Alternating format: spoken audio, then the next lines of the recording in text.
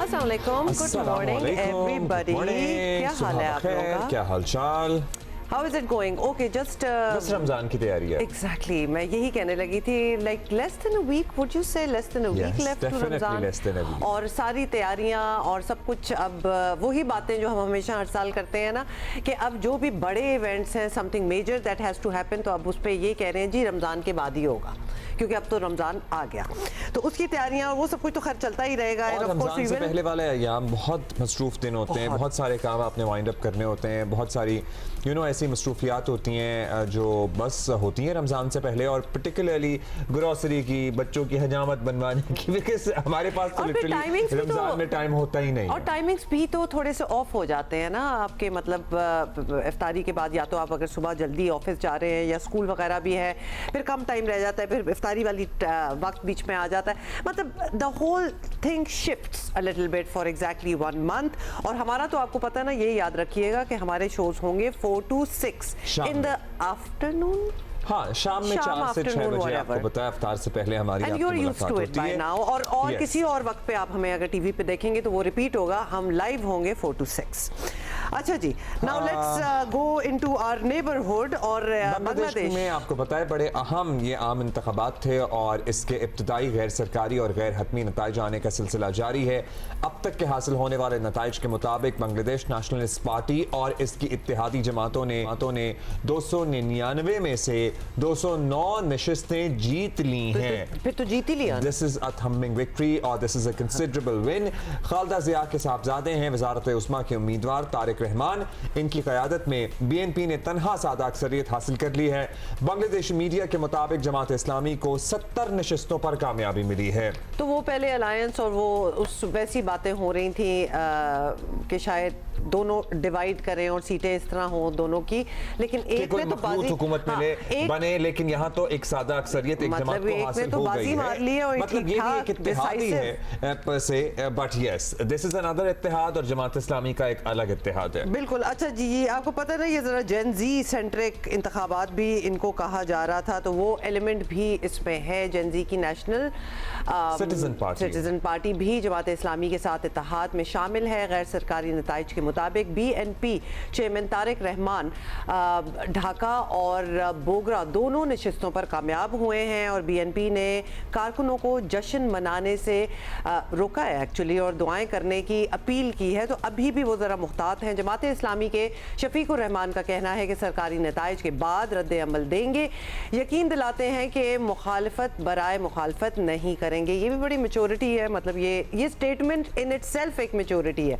तामीरी और अवाम के मफाद में सियासत करेंगे, ये उनका कहना था। पता है जिस तरह के मामलात से और हालात से बांग्लादेश गुजरा है, जिसमें बहुत सारे नौजवानों की जान भी गई, और उसके बाद आपको पता है शेख हसीना वाजिद का तख्ता उल्टा गया और उनको वहाँ से फ़रार होना पड़ा। उसके बाद एक अबूरी हुकूमत बनी, और अब ये आम इंतखाबात। आई गेस तमाम लोगों को ये वक्त मिल गया है कि मुखालफत बरह मुखालफत लिटरली ना करें, और सब लोग मुल्क की तरक्की और इसको आगे लेकर जाने में, चाहे वो अपोजिशन हो हुकूमत हो, काश कि हमारे यहाँ भी ऐसा ही हो। Not just that, you know, Bangladesh has gone through a lot. मतलब पिछले साल की वो स्टूडेंट रेवोल्यूशन आप उसको बिल्कुल आप बात कर रहे हैं, सो दे अब this is exactly what they wanted. तो इसको मैच्योरली हैंडल करना ये बहुत अच्छी बात है, बड़ी ज़बरदस्त बात है, and there are lessons to be learned here. अच्छा, सदर आसिफ अली जरदारी ने भी मुबारकबाद दी है तारिक रहमान को, और बेस्ट विशेस भी दी हैं। Of course a lot has to still happen here, लेकिन एटलीस्ट एक डायरेक्शन, एक सिम्प जो है वो नज़र आ गई है। हमारे कॉरेस्पॉन्डेंट्स भी आपको पता है ना उधर ही हैं, तो उनसे भी हम लेटर इन द शो बात करेंगे। Let's move on now. कल आपने मैच देखा इंडिया और किसका, नामीबिया का? नहीं, मैंने नहीं देखा कल। नहीं देखा, चलिए फिर हम बता सकते हैं, कोई मसला ही नहीं है। आप हमें बताएंगी और इस सिलसिले में हम सर्टनली बात जरूर करेंगे। T20 वर्ल्ड कप का ऑल्दो सबसे बड़ा मुकाबला पाक भारत टाकरा है, ये कोलंबो में होने जा रहा है इतवार को। ऑलरेडी और बहुत सारे इनवाइट्स आना शुरू हो गए हैं कि हमारे यहाँ आइए, हम एक ना बड़ी स्क्रीन पर मैच दिखाने का एहतमाम है। बल्कि अच्छा, आपको भी वहीं से इनवाइट आया है, क्योंकि वो बड़ी एक मेगा एक है डिनर, जिसपे पहले तो बहुत लोग ये सोच रहे थे अब हम किस तरह जाएं, जाना भी जरूरी है, लेकिन अब किस तरह जाएं, तो अब एक और इनवाइट आ गया जी, हमने बड़ी स्क्रीन पे इंडिया पाकिस्तान का मैच लगाया होगा, अब देखना कि क्या वो घर भरेगा वहाँ। अच्छा, ये इतवार को होगा, by the way this is going to be on Sunday. Pakistan team जो है वो 2 दिन वक्फे के बाद आज से भरपूर ट्रेनिंग करेगी, प्रैक्टिस करेगी। इतवार को कोलंबो में बारिश का इम्कान भी जाहिर किया जा रहा है। I hope not, that is always a bummer. मतलब उससे ना किसी एक टीम को फायदा होता है और किसी एक टीम को नुकसान हो जाता होता है। मैच बारिश से मुतासिर हुआ तो पाकिस्तान और भारत दोनों टीमों को एक एक पॉइंट दिया जाएगा अगर मैच हुआ ही ना सिरे से। कौमी टीम अब तक अपने दोनों मुकाबले जीत चुकी है, खिलाड़ियों के हौसले जो हैं बुलंद हैं, मगर क्रिकेट की तारीख यही बताती है कि पाकिस्तान और इंडिया के मैच में प्रेशर का लेवल, मतलब उसके बारे में अब क्या बात है, वो कुछ और ही लेवल होता है प्रेशर का। अच्छा, लेकिन इस बार जिस तरह पाकिस्तान ने पहले इंडिया का बायकॉट किया, फिर आईसीसी की भरपूर कोशिशों से पाकिस्तान खेलने पर राजी हुआ, बहुत सारे दोस्त ममालिक ने भी उसमें मुदाखलत की, इस लिहाज से पाक भारत मैच की अहमियत वैसे ही होती है और ज्यादा बढ़ गई है। शायकीन की मैच में दिलचस्पी का यह आलम है कि ग्राउंड की तमाम टिकटें फरोख्त हो चुकी हैं, एयरलाइंस ने टिकट्स की कीमतें बढ़ा दी हैं, स्टेडियम में 28,000 की गुंजाइश है, मगर टिकटों की 88,000 दरखास्तें मौसूल हो चुकी हैं, मोर देन ट्रिपल। हाँ, ट्रिपल से भी ज्यादा दरख्वास्तें ही हुई हैं ना। अब जितनी सीटें होंगी उतने ही लोग बैठेंगे। इस अहम तरीन मैच में प्लेइंग 11 का इंतखाब बहुत ही मैटर करेगा और मुख्तलिफ राय सामने आ रही हैं बहुत सी, हर कोई अपनी अलग तजवीज़ जो है वो दे रहा है। मतलब घर घर में एक टीम जो है ना वो बनी हुई है कि यही वाली जानी चाहिए। अब ये सवाल बहुत ज़्यादा हो रहा है कि 4-5 स्पिनर्स के साथ मैदान में उतरना चाहिए या एक और फास्ट बॉलर चाहिए। अब तक पाकिस्तान की जीत में ज़्यादातर स्पिनर्स ही का किरदार रहा है और मिस्ट्री बॉलर उस्मान तारिक को लेकर इंडिया में बहुत बात हो रही है, कुछ एतराज़ात कर रहे हैं, लेकिन इंडिया में ऐसे लोग भी हैं जो खुद ही इसका जवाब भी दे रहे हैं कि आईसीसी के टेस्टिंग सेंटर से ही बॉलिंग एक्शन का पता लगाया जा सकेगा। और क्यों पीछे पड़ गए हैं उसके और बॉलर के। उस्मान पहले भी 2 मरतबा अपना टेस्ट क्लियर कर चुके हैं, भाई कर चुके हैं क्लियर, ये बात हो चुकी है, उसको बार बार उचेचा उठाने की क्या जरूरत है, वो भी इतने बड़े मैच से पहले। ये भी एक स्ट्रेटेजी होती है, पता है ना, ये प्रेशर में लाने की स्ट्रेटेजी होती है। बॉलर के रुकने के दौरान गेंद फेंकने का अमल आईसीसी के कवानीन के तहत बिल्कुल जायज है। भारत के बारे में मगर ये सभी जानते हैं कि भारतीय बैटर्स स्पिनर्स को अच्छा खेलते हैं।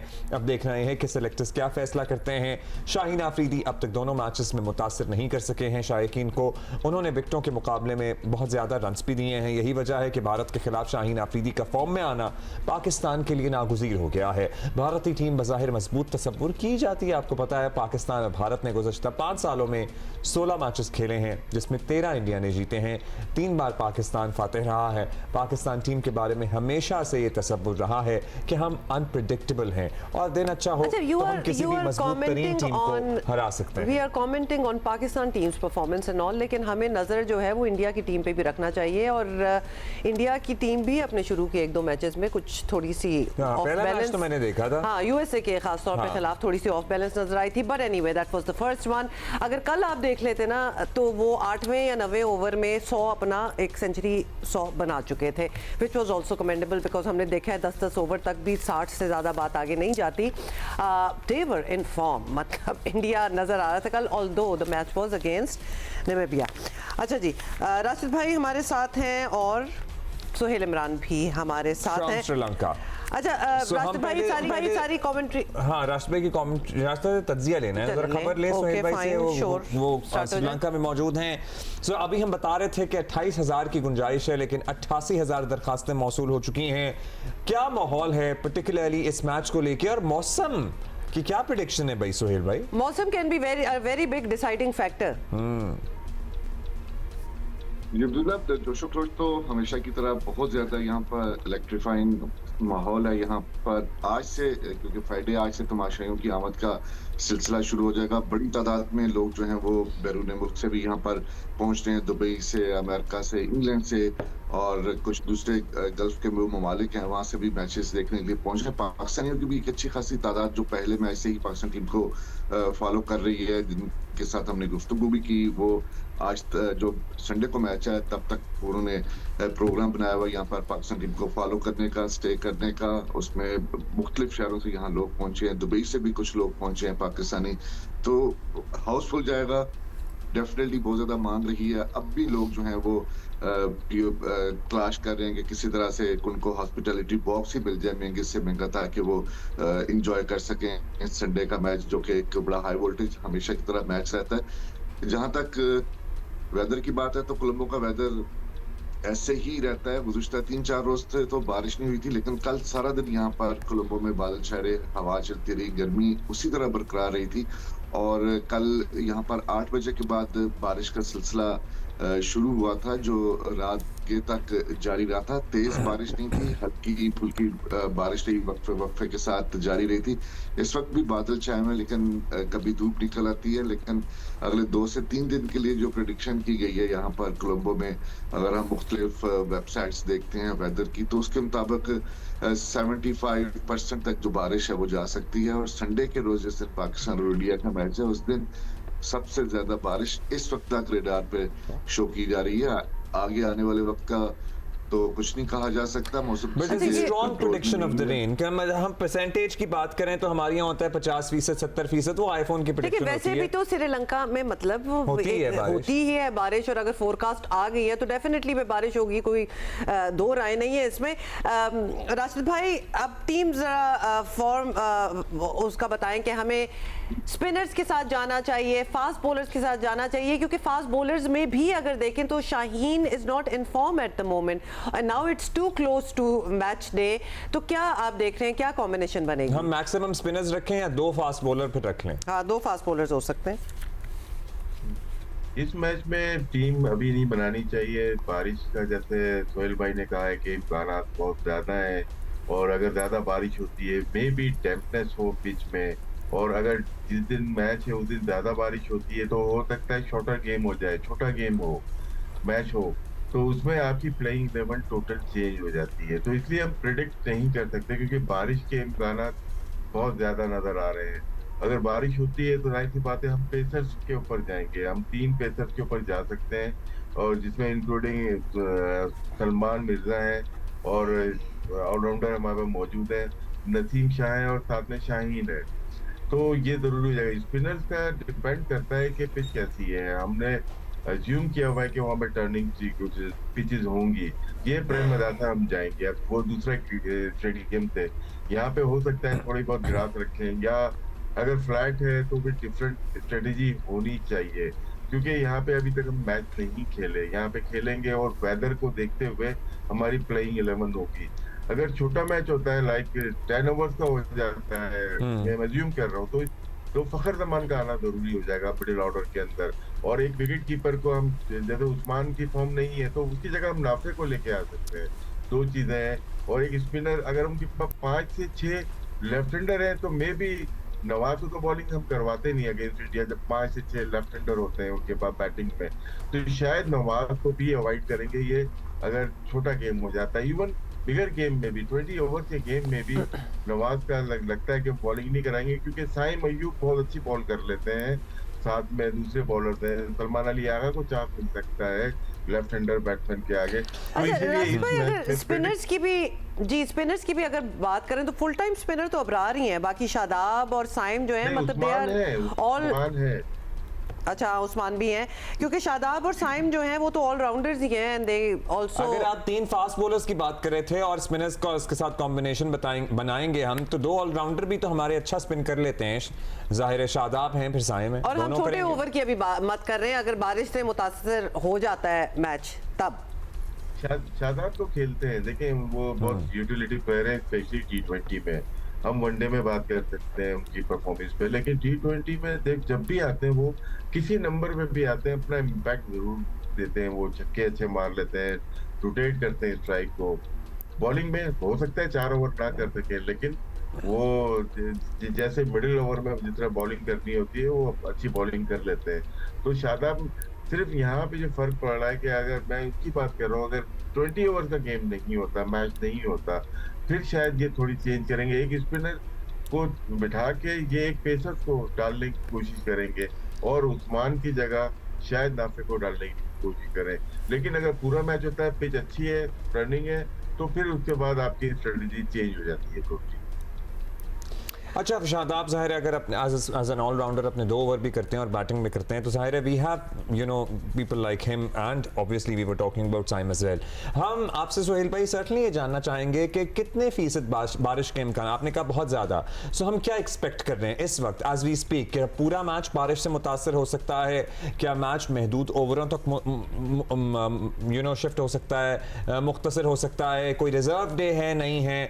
फिर बारिश किन औकात में ज़्यादा और अगर बिल्कुल ही वॉश आउट हो जाता है, बारिश हो जाती है, तो फिर there is no extra day, फिर दोनों टीमों को एक एक पॉइंट मिल जाएगा? जी डेफिनेटली हुआ, कोई इसका जो ग्रुप मैचेस है इसका कोई रिजर्व डे नहीं है, सिर्फ उसी दिन मैच खेला जाएगा और इसके बाद अगर नो रिजल्ट आता है तो वो 1-1 पॉइंट दोनों टीमों को मिल जाएगा। अब्दुल्ला, यहाँ तक जो कोलंबो में पिछले 3 से 4 रोज में हमने मॉनिटर किया है वो यही है कि दोपहर के औकात के बाद यहाँ पर ज्यादा इम्कानात होते हैं बारिश के, और मैच क्योंकि यहाँ पर पाकिस्तान का मुकामी वक्त के मुताबिक 7 बजे शुरू होना है तो इसलिए थोड़ा सा इम्कानात उस वक्त ज्यादा होते हैं बारिश के। लेकिन 55% तक 45% तक बारिश पिछले 3 से 4 रोज यहाँ पर शो होती रही है। लेकिन जिस एरिया में हम लोग हैं, जिस एरिया में सिनारी स्पोर्ट्स क्लब था या जिस एरिया में और प्रेमदासा स्टेडियम है, वहां पर बारिश नहीं होती रही है। लेकिन अब बड़ी है जो परसेंटेज है बारिश की, वो अगले आने वाले दिनों में बढ़ रही है। What do you see for Sunday? आपके फोन पे आ ही रहा होगा अब तक तो। क्यों, आपके फोन पे भी तो आ रहा होगा, लेकिन हम ट्रस्ट नहीं कर रहे अपना फोन, आप बताएं।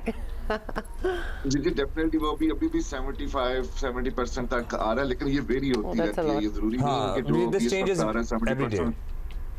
जी अच्छा हम अच्छा राशिद भाई, अब आप जरा इंडिया की भी बात कर लें। नेचुरली वो भी इसी तैयारी में होंगे, प्रेशर तो दोनों साइडों पे होता ही होता है, लेकिन स्टैट्स ये भी हमें बताते हैं कि they have you no one more than a lot more than us हमारे मैचेस में। उनकी क्या टीम मेकअप आपको नजर आ रहा है? What do you think they are going to go with? देखिए अभिषेक वापस आएंगे, वो नहीं तो संजू सैमसन खेले थे और ईशान किशन अच्छी फॉर्म में नजर आ रहे हैं, अभिषेक भी अच्छा खेलते हैं। मेरे ख्याल से सूर्या कुमार को 3 नंबर आना पड़ेगा, क्योंकि फिर उनके पास लेफ्टिनेंट तिलक वर्मा 3 नंबर पे आ जाते हैं, तो उनको डिस्ट्रीब्यूशन करनी पड़ेगी अपनी बैटिंग की, लेफ्ट राइट की, क्योंकि बहुत ज्यादा लेफ्ट हैंडर भी कभी कभार मुश्किल हो जाती है। अगर उस्मान तारिक का अच्छा स्पेल लग जाता है वहां पे तो वो मुश्किल हो सकती है, तो शायद वो डिस्ट्रीब्यूशन करें अपने बैटिंग ऑर्डर के। उनकी बॉलिंग में शायद वो पिच के ऊपर डिपेंड करता है, सिराज को अर्शदीप के ऊपर लेके आए, शायद वो कुलदीप अभी तक नहीं खेले, तो डिपेंड करता है कि वो भी पाकिस्तान की तरफ वेट करेंगे कि भाई अपनी टीम किस तरह से खिलाया जाए, पिच कैसी होगी और वेदर कैसा होगा। तो वहां पे भी अगर वेदर को परमिट नहीं करता और छोटा मैच होता है तो वो भी कोशिश करेंगे मैक्सिमम फास्ट बॉलर को लेके आए। स्पिनर का चांस होता है कि फिर आपके पास 10 ओवर है या 11 ओवर है, ज्यादा चांसेस होते हैं कि बाउंड्रीज लगने के। फास्ट बॉलर पे ये है कि वो किसी तरह कोशिश वेरिएशन करके बचा सकता है, लेकिन डिपेंड पूरे मैच में, जैसे सोहेल भाई ने बात की, वेदर के ऊपर बहुत ज्यादा डिपेंड कर रहा है। और अच्छा हमारा बैटिंग ऑर्डर शुरू का क्या रहना चाहिए बताइएगा? बाबर को उसी नंबर पे आना चाहिए, मतलब स्टार्ट हमारा साइम और फरहान से और फिर सलमान और बाबर। देखिए यहाँ पे एक और चीज, जब क्यों हम वेदर को बहुत ज्यादा लेके आ रहे हैं और लगता है कि वेदर आएगा, तो मुझे एक और चीज खदशा यही है कि शायद बाबर आजम छोटे मैच में लाइक 10-11 ओवर के मैच में तो उनका फिर काम नहीं होता, काम तो उनका 20 ओवर में भी आजकल नहीं है, लेकिन ज्यादा पॉसिबिलिटीज हो जाती है उनकी कि वो शायद ऐसे प्लेयर को खिलाया जाए, नाफे है, फखर है या उस्मान है, तो ये 3 प्लेयर हैं जो कि 4-5 नंबर पे 6 नंबर पे खेल सकते हैं। फिर शादाब है, अगर नवाज खेलते हैं या फहीम अशरफ है, तो इस तरह से यूटिलाइज हम कर सकते हैं अपने प्लेयर्स को। अच्छा छोटे फॉर्मेट में फिर नाफे को कहाँ देख रहे हैं आप? चांस मिलना चाहिए इन्हें? नाफे को भी 4-5 नंबर पे देख रहे हैं, क्योंकि ऑलरेडी हमारे पास कप्तान नंबर 3 खेल रहे हैं, फखर पे नंबर 4 आएंगे, नाफे नंबर 5 आएंगे, 5 आ जाएंगे। डिपेंड करता है कि मतलब 15 ओवर 20 ओवर। मगर ये फैसले बड़ा टाइमली लेने हैं, और ये आपने कहा एक तो टीम है वो जो हमने सोची हुई है, ठीक है, एक विनिंग कॉम्बिनेशन चल रहा है, लेकिन बारिश की वजह से वो लेना ले बारिश की वजह से राशिद भाई आपने बारिश की वजह से पूरा बॉलिंग लाइनअप भी तब्दील कर दिया और बैटिंग लाइनअप भी तब्दील कर दिया। टॉकिंग अबाउट फैसले, सोहेल इमरान, ये फैसले कप्तान लेगा, कोच लेगा, मतलब ये फैसले किस तरह होंगे? ये तो टीम मैनेजमेंट करती है, फैसला तो कप्तान और कोच ने ही करना है। पिछले दो रोज जो है यूएसए के मैच के बाद पाकिस्तान टीम ने होटल में ही आराम किया और आज उन्होंने ग्राउंड में आना है प्रैक्टिस करने के लिए। आज प्रेमदासा में शाम का सेशन है 6 से रात 9 बजे तक, तो डेफिनेटली वो वहां पर उनको पिच देखने का भी मौका मिलेगा, कंडीशंस देखने का भी मौका मिलेगा क्योंकि पहले 2 मैचेस सिनाली स्पोर्ट्स क्लब में थे, अब ये आर प्रेमदासा में जो कि पहला मैच है, तो इसलिए भी टीम मैनेजमेंट ने भी इसका फैसला नहीं किया होगा। जहां तक कभी मौसम की सबसे ज्यादा बात हो रही है, लेकिन बड़े अच्छे अदाद-ओ-शुमार है यहाँ पर स्टैट्स की अगर हम बात करें तो सिर्फ एक मैच है, लगभग 50 T20 इंटरनेशनल मैचेस यहाँ पर आर प्रेमदासा क्लबों में खेले गए, उनमें से सिर्फ एक मैच ऐसा है जो कि सिर्फ बारिश की वजह से 2012 के जो T20 वर्ल्ड कप था उस दौरान वो मुकम्मल नहीं हो सका था, लेकिन उस गेम में भी 19 ओवर्स का ओवर हुए थे, लेकिन इसलिए हम लोग उम्मीद रख सकते हैं कि अगर प्रेडिक्शन है भी है तो ये मैच कुछ ना कुछ तो होगा, चाहे मुख्तसर हो जाए लेकिन मैच जरूर होगा। हाँ, लेकिन मैच होना जरूर चाहिए। It would be quite a drop scene अगर मैच हुआ ही ना। आईसीसी ब्रॉडकास्टर्स सभी ही चाहेंगे कि चाहे 10 ओवरों तक महदूद हो जाए लेकिन मैच जरूर हो। लेकिन बारिश के नीचे पूरी एक छतरी तो नहीं रखी जा सकती, बारिश हो गई तो हो गई, बहुत ज्यादा हो गई तो वो तो फिर कोई कंट्रोल नहीं कर सकता, अदरवाइज अगर मैनेजेबल हुई तो फिर जरूर मैच होगा। चलिए जी चलिए इस पे तो अब मंडे को बात होगी, खुशियां मनाएंगे या फिर खुशियां मनाएंगे, मतलब और क्या कर सकते हैं, खुशियां मनाएंगे या खुशियां मनाएंगे। थैंक यू राशिद भाई, thank you Sohail Imran for being here with us. What are your thoughts on it? What is your dream team? What is your lineup? अच्छा, एक विनिंग कॉम्बिनेशन है, लेकिन राशिद भाई की बड़ी अहम बातें हैं कि अगर बारिश होती है और बारिश कम्स एट प्ले तो फिर बहुत सारी चीजें तब्दील की जा सकती हैं। फिर हम अपने फास्ट बॉलर्स बढ़ा सकते हैं, फिर हम अपने तीनों फास्ट बॉलर्स के साथ मैदान में उतर सकते हैं, जिसमें नसीम भी हैं, सलमान मिर्जा भी हैं, शाहीन भी हैं, और फिर हम अपना बैटिंग लाइनअप भी तब्दील कर सकते हैं इन केस बारिश की वजह से मैच मुतासर हुआ तो।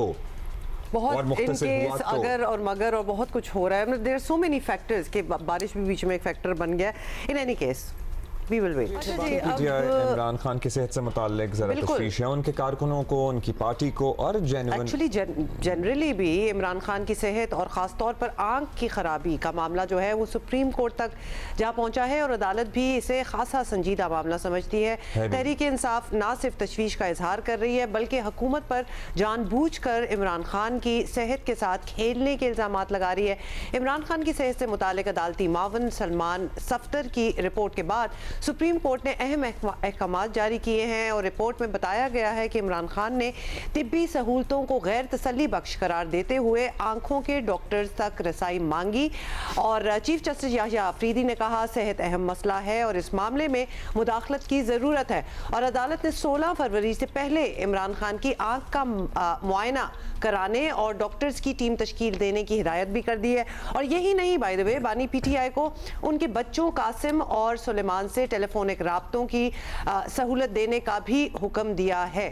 मौजूदा हालात में अदालत का हुक्म इमरान खान के लिए सर्टनली बड़ा रिलीफ समझा जा रहा है। दूसरी तरफ हुकूमत की तरफ से भी अदालती अहकाम पर अमल कराने की यकीन दहानियाँ कराई गई हैं जो हुकूमती रवैये में शायद तब्दीली का कोई इशारा ही है। अटॉर्नी जनरल मंसूर उस्मान अवान ने अदालत से कहा कि हम आंखों के माहिर डॉक्टर तक रसाई देने के लिए तैयार हैं, अगर कैदी मुतमईन नहीं तो रियासत हर मुमकिन इकदाम करेगी। दूसरी तरफ इमरान खान की आंख की खराबी को लेकर अब जितने मुंह लिटरली उतनी ही बातें हो रही हैं। बास कह रहे हैं कि उनकी आंख की बिनाई चली गई है, बास कह रहे हैं 15% रह गई है। तहरीक इंसाफ के बाज़ रहनुमा तो इनकी बिनाई तक जाने का दावा कर रहे हैं। बाज़ हुकूमती रहनुमा ये समझते हैं कि पीटीआई के इमरान खान आंख का बहाना बनाकर हमदर्दी का कार्ड खेल रहे हैं। ये सुने के महीने में खान साहब की आंख में तकलीफ जो थी वो नुमायां हुई, ये तकलीफ बढ़ती गई और किसी वक्त दिसंबर में उनकी आंख की बिनाई, एक आंख की बिनाई जो राइट आए है, मुकम्मल तौर पे ख़त्म हो गई। इसके बावजूद उनको सिर्फ आम कतरे दिए गए जो आंख को में दिए जाते हैं, मामूली अगर खारिश हो तो उनको अस्पताल नहीं लेकर गए। जो डॉक्टर है क्वालिफाइड आंख का, उसको नहीं बुलाया गया। जेल के डॉक्टर उनको कतरे देते रहे और वो कहते रहे कि मेरी तकलीफ में कमी नहीं हो रही। एक आंख बिल्कुल बीनाई से महरूम हो चुकी थी। इसके बाद जब सूरत हाल और बिगड़ी तो गफूर अंजुम को 16 जनवरी को तब्दील किया गया। उसके बाद जो नया एडमिनिस्ट्रेटर आया उसने भी 10 दिन ज़ाया किए और 26 जनवरी को डॉक्टर बुलाया गया पिम्स अस्पताल से, डॉक्टर आरिफ, जिन्होंने आकर जब उनकी आंख का मायना किया तो उसने कहा कि इनको फिलफौर अस्पताल लेकर जाया जाए। वहाँ उनकी आंख में एक टीका लगाया गया जिससे खान साहब कहते हैं कि अब 10 से 15% बिनाई इस हद तक वापस आई है कि उस आंख से अगर वो देखें तो उनको रोशनी महसूस होती है।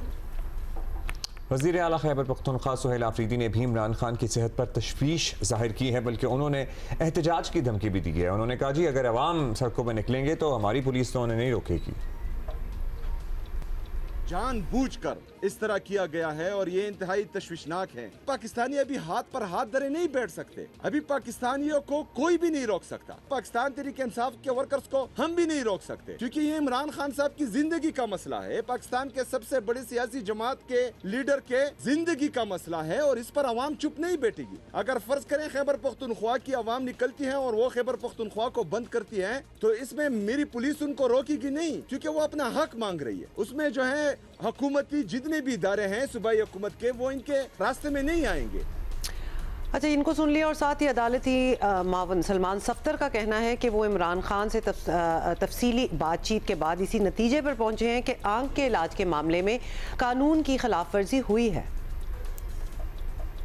इमरान खान साहब ने बार बार एक जुमला बोला कि मेरी लिमिटेड नीड्स और रिक्वायरमेंट्स हैं। मैं एक्नॉलेज करता हूं और अंडरस्टैंड करता हूं कि मैं जेल में कैद काट रहा हूं। मेरी कोई ऐसी एक्सपेक्टेशंस नहीं है, कोई मेरा ऐसा फरमाइशी प्रोग्राम नहीं है, मगर उन्होंने मेरी रिक्वेस्ट पर तमाम जो अपने हालात वाक़यात हैं वो मेरे साथ शेयर किए। इमरान खान साहब काफ़ी डिस्टर्ब और काफ़ी पर्टर्ब्ड रहे अपने सेशन के अंदर। तो सबसे कंसर्निंग और सबसे इंपॉर्टेंट एस्पेक्ट है मेरी रिपोर्ट का, वो उनकी मेडिकल कंडीशन है। वो वर्ड टू वर्ड वो नरेशन थी जो इमरान खान साहब ने मुझे खुद बयान की कि उन्होंने गुज़िश्ता 3 महीने में क्या चीज़ें एक्सपीरियंस की हैं।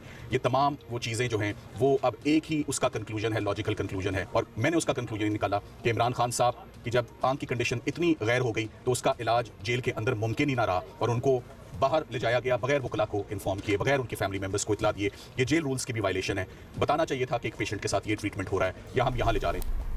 देखिए, वहाँ तक तो मैं सैंडल सर्टनली हुआ मामला कि जेल मैनुअल्स इस बात को यकीनी बनाने का कहते हैं कि जब भी आप किसी भी कैदी को इलाज के लिए किसी बाहर की सहूलत में लेके जाएं तो उसकी फैमिली का ये जानना हक है, उसके वकला का ये जानना हक है, उसके अजीज़ों का ये जानना हक है कि हुआ क्या है। क्योंकि वैसे ही सुन लें, वैसे ही अगर आपके अजीज़ के बारे में आपको पता लगे कि भाई उनकी ऐसी हालत हो गई कि उन्हें जेल से बाहर अस्पताल मुंतकिल करना पड़ा है किसी भी प्रोसीजर के लिए, तो आपको तशवीश होती है। और यहाँ तो इमरान खान की बात हो रही है, जहाँ अगर उनको कुछ ना भी हो वैसे ही उनकी फैमिली उनसे नहीं मिल सकती, तो इतनी ज़्यादा बातें हो रही हैं कि उनकी क्या सेहत है, क्या हाल है, और इतनी बड़ी चीज़ अगर आप छुपा लें तो ऑब्वियसली उस पर तो फिर फिर ये भी कोई कुछ भी सोच सकता है कि गोइयां हो रही हैं कि भाई कोई अंडरस्टैंडिंग की तरफ मामला जा रहा है जिसके नतीजे में इमरान खान साहब को किसी अस्पताल शिफ्ट किया जा सकता है, और इसका सर्टनली अब कानूनी जवाब भी मौजूद हमारे सामने ही नजर आ रहा है। शौकत यूसुफ सईद साहब हमारे साथ हैं, रहनुमा तहरीक इंसाफ है, हमारे शो पे आते रहते हैं। शौकत साहब, सबसे पहले तो आप खान साहब की सेहत के हवाले से ही हमें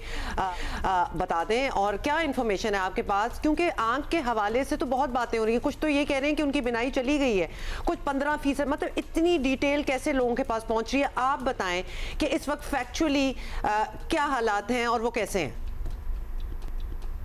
बहुत शुक्रिया। मेरे ख्याल से इस वक्त पूरा पाकिस्तान जो है उनकी सेहत के हवाले से परेशान भी है, तकलीफ में भी है, और उनकी फैमिली तो ऑलरेडी है, लेकिन जो पाकिस्तान तहरीक इंसाफ के वर्कर्स हैं उनमें शदीद गम और गुस्सा भी पाया जा रहा है। और इस हालात को लेकर देखें, अभी तक जो रिपोर्ट सामने आई है उसके मुताबिक कोई कह रहा है 15% रह गई है, कोई कहता है ख़त्म हो गई है। इस चीज़ ने बड़ी कंफ्यूजन फैलाई है और मेरा ख्याल ये था कि सुप्रीम कोर्ट फौरी तौर पे कहेगा कि जी जो डॉक्टर्स हैं इमरान खान के, जो ज़ाती मालजिन हैं, जो शौकत खानम के डॉक्टर्स हैं या जो आई स्पेशलिस्ट हैं, फौरी तौर पर जाएं और उनका मायना करें, उनके इलाज की सहूलत दी जाए। लेकिन मुझे बड़ा दुख भी हुआ, अफसोस भी हुआ कि इतने बड़े लीडर के साथ ये सलूक हो रहा है कि इतना वक्त भी ज़ाया किया गया, फिर 16 फरवरी का टाइम दिया गया। ठीक है, मशकूर है सुप्रीम कोर्ट के कि उन्होंने सारा मुद्दा उठाया, लेकिन इतना डिले करने का कोई जवाब ही नहीं बनता है कि उनकी फैमिली भी अभी नहीं मिल सकती फौरी तौर पे, और ये कहा गया कि जो उनके बच्चों के साथ रब्ता किया जाए, लेकिन जब रिपोर्ट में ये कहा गया है कि उनकी फैमिली की मौजूदगी लाजमी है उनके इलाज के दौरान, तो उस पर सुप्रीम कोर्ट ने कोई फैसला नहीं दिया। तो ये बड़ा मुझे समझ नहीं आ रही है कि ये इससे तो हालात और बिगड़ जाएंगे। अभी तक जो थे वो तो सियासी थे, उसमें जो लीडरशिप है पीटीआई की वो अपने वर्करों को कंट्रोल भी करती रही है, लेकिन इस इशू के बाद तो मुझे नहीं ख्याल है कि कोई लीडर में इतनी जरूरत होगी कि वो वर्कर्स को रोक सके। तो होगा क्या? मुल्क ऑलरेडी इतनी मुश्किल में है, इतनी मुश्किलात हैं, कर्जों पे मुल्क चल रहा है, आगे कुछ नजर नहीं आ रहा है, एक्सपोर्ट हमारी पहले से गिरी हुई नहीं, है। आपको भारत आगे में क्या investment होता आ ही हुआ नहीं नजर रही आ रहा है शौकत साहब? आपकी कानूनी टीम, जाहिर है पीटीआई की कानूनी टीम ही यहाँ तक लिटरली मामलात को लेके आई है, जिसकी वजह से फ्रेंड ऑफ कोर्ट की हैसियत से सलमान सफदर साहब उनसे मिले। अब क्या उन्हें अस्पताल मुंतकिल करने के लिए भी कानूनी टीम मुशावरत के बाद राब्ता कर सकती है अदालत से? सुप्रीम कोर्ट में ऑलरेडी इस और मामले फिर एक 16 पे फरवरी पेशरफ्त हो रही है। की, जी 16 फरवरी की एक डेडलाइन भी दी हुई है, जिसके लिए बस आजकल के ही दिन रह गए हैं, 2-3 दिन, उसके बाद तो देयर इज अ डेडलाइन, उससे पहले कुछ हो जाना तो चाहिए। पीटीआई ये चाहेगी कि इमरान खान साहब को बनी गाला या फिर अस्पताल मुंतकिल कर दिया जाए। Would you know try for it? Would your legal team strive for it? देखिए, पहली बात तो ये कि उनका इलाज हो जाए, फिर उसके बाद डिसीजन तो इमरान खान ने करना है। पार्टी क्या डिसाइड करेगी? असल डिसीजन तो इमरान खान ही करेंगे कि वो जेल में रहना चाहते हैं, वो बाहर रहना चाहते हैं। जेल में रहना या बलिगाना में रहने का कोई इशू नहीं है। वो तो उन्होंने पहले ही कह दिया कि मुझे समझ आ रही है कि मैं जेल में हूँ और मैं बड़े अपने महदूद उसमें ख्वाहिशात रखता हूँ। उनकी जो कमरा दिया गया, कितना बड़ा झूठ बोला गया वफाकी वज़रा की जानिब से अब तक कि जी उनके तो मज़े हैं, जी उनको तो देसी मुर्गे मिल रहे हैं। उनका एक टीवी है वो भी ख़राब, उनका जो कमरा है उसमें हबस है, उसमें कीड़े मकोड़े आते हैं। यानी जो चीज़ें हैं, मतलब ये इनको तो शर्म आनी चाहिए कि इतना बड़ा झूठ इन्होंने बोला। इनके खिलाफ मेरे ख्याल से बाकायदा FIR दर्ज हो जानी चाहिए। एक साबिक़ वज़ीर आज़म को इस तरह की कंडीशन में रखना और उनकी ज़िंदगी के साथ खेलना। तो जब वज़ीर आला खैबर पख्तूनख्वा ये कहते हैं कि हम अगर हमारे वर्कर बाहर निकलेंगे तो हमारी पुलिस उन्हें नहीं रोकेगी, तो हम इससे क्या अखज़ करें? क्या कोई कॉल देने वाले हैं आप लोग? क्या लोग अपने तय एहतजाज आप एक्सपेक्ट कर रहे हैं कि करेंगे? कोई मुनज़्ज़म तहरीक यहाँ से ऑनवर्ड्स बनाना चाहते हैं? कोई है प्लान? देखिए, अब तक जो मुनज़्ज़म तहरीक की बात हो रही थी वो तो ये था कि लोग सुनते थे लीडर्स को, लेकिन अब मेरे ख्याल से 2 दिन से आप देखें, हम जो हमारे व्हाट्सएप ग्रुप्स हैं उसमें तो वर्कर गालियां दे रहे हैं लीडर्स को, हमें गालियां पड़ रही हैं। वो कहते हैं जी आप कौन होते हैं हमें रोकने वाले? लेकिन अभी भी कोशिश ये हो रही है कि अगर हुकूमत और अदालत के जरिए सही जो भी है, लेकिन अगर इमरान खान को फौरी तौर पे डॉक्टर की रसाई दी जाए, उनका इलाज शुरू हो जाए और उनकी फैमिली की मौजूदगी लाजमी करार दी जाए, तो ये हो सकता है ये चीज़ें थोड़ी सी थम जाए। अदरवाइज खुदा न करे अगर ये चीज़ें निकल गई, जैसे आज जुम्मे की नमाज के बाद तमाम प्रेस क्लबों के बाहर एहतजाज का ऐलान हुआ है, ये चीज़ कहीं फैल ना जाए, क्योंकि लोगों के अंदर बहुत गुस्सा। आप यकीन करें, जो यूनिवर्सिटी के स्टूडेंट्स हैं, जो ISF है, यूथ है, वो तो गाली दे रहे हैं। वो कह रहे हैं कि जो ये लीडरशिप हटे सामने से, हम खुद करते हैं, हमें मार दे। तो मेरे ख्याल से ये चीज़ अच्छी नहीं है, मुल्क के लिए अच्छी नहीं है। बड़ी इस वक्त मुल्क बहुत मुश्किल में है, इस चीज़ को समझने की ज़रूरत है। 16 तारीख क्यों, अभी फ़ौरन क्यों नहीं? मतलब इसमें क्या वो था कि भाई आप 4-5 दिन एक्स्ट्रा दे रहे हैं खामखा, जब आपको पता है कि उनकी ज़िंदगी का मसला है। तो फिर ये भी है कि जब उनसे कहा गया सुप्रीम कोर्ट में कि जी इनकी मुलाकातें की इजाज़त दी जाए फैमिलीज़ को, उन्होंने कहा जी हाई कोर्ट में ये केस चल रहा है। अभी कितने अफसोस की बात है। अच्छा शौकत साहब, आप हमारे साथ हैं और नेचुरली हम भी उन्हीं बातों पे बात कर रहे हैं कि उनकी एग्जैक्टली तबीयत जो ख़राब है, उनकी जो आंख का मामला है, हम जानना चाहते हैं। और अगर आपके पास कोई इन्फॉर्मेशन है तो आप दे दें, क्योंकि इतनी कयास राइयाँ हैं, इतनी बातें हो रही हैं, वही जो हमने शुरू में बात की है। अगर आपके पास इन्फॉर्मेशन है कि एग्जैक्टली उनको क्या हुआ है, क्या प्रोसीजर हुआ है, क्या वो कराना चाहते हैं आंख के हवाले से, क्योंकि ये आप सलमान सफदर की रिपोर्ट से मुतमईन है, ये भी आप बता दें। क्योंकि एक जगह ये कह देना कि आंख ज़ाया हो गई, दूसरी जगह ये कह देना कि अभी उस पर जो भी है मुआयना वगैरह होना है, ये एक्सट्रीम्स हैं। आपके पास क्या ऑथेंटिक इन्फॉर्मेशन है? देखें, इस तरह है कि जब इनकी आंख को तकलीफ शुरू हुई थी और जब ये गफूर अंजम उस वक्त अडियाला जेल के सुपरिटेंडेंट थे, और ये काफी महीना 2 से ये इशू चल रहा है, बल्कि ज्यादा हो गया।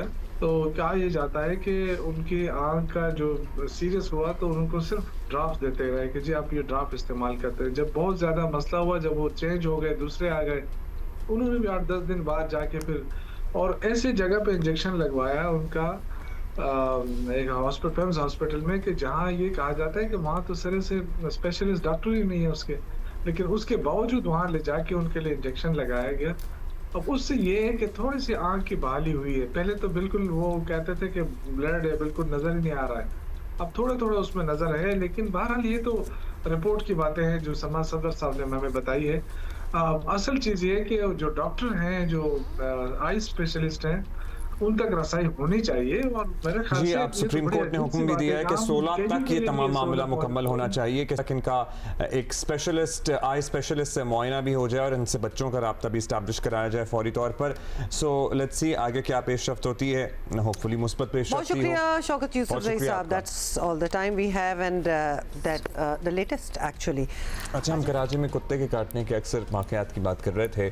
ज़ाहिर है इतनी इनकी आबादी बढ़ती जा रही है और लोगों को कुत्ते के काटने के वाक़यात भी ज़्यादा से ज़्यादा रिपोर्ट होते हैं।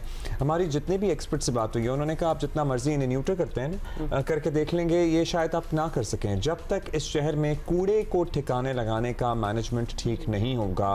ये कुत्तों की आबादी भी बढ़ती, बिकॉज ये ब्रीडिंग ग्राउंड्स बन जाते हैं, ये कचरा कुंडियाँ जो आपको शहर के पौश इलाकों में भी नजर आती हैं। मतलब बेसिकली आप वो एनवायरनमेंट ही ना प्रोवाइड करें ना जहाँ ये कुत्ते हैं, वरना आप कुत्तों को तो रोकना बड़ा मुश्किल अच्छा, हो जाएगा, बट मसला एटलीस्ट है। Keep a clean environment. फिर साथ ही महंगे टैंकर्स के जरिए पानी खरीदना हो या फिर दहाइयों पुरानी सड़कों पर चलती खटारा बसें, ये भी अभी भी नजर आती हैं। लोगों की तमाम मुश्किलात सबके सामने हैं और हुकूमत से ही हैं।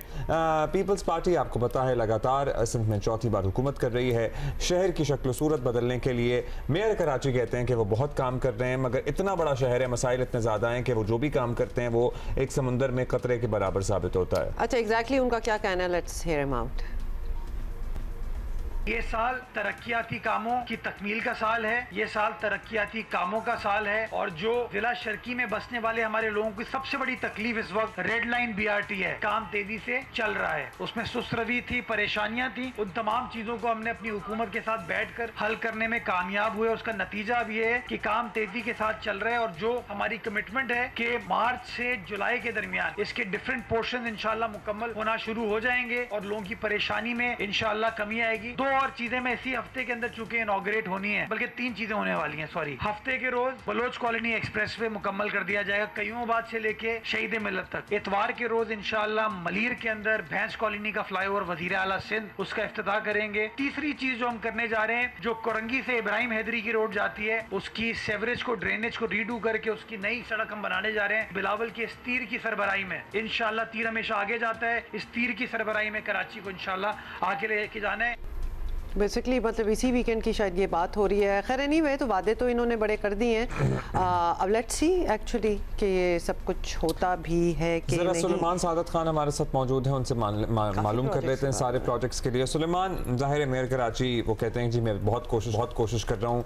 क्या क्या प्रोजेक्ट्स हैं जिन पे एक्चुअली काम चल रहा है? हम कल करीमाबाद अंडरपास की बात कर रहे थे, पता नहीं क्या मजबूरियां हैं, वो हमारे साथ ही इतनी दफा इसकी कमिटमेंट कर चुके हैं कि उसी का बता दें। Let's begin with that. Let's start with that. चलें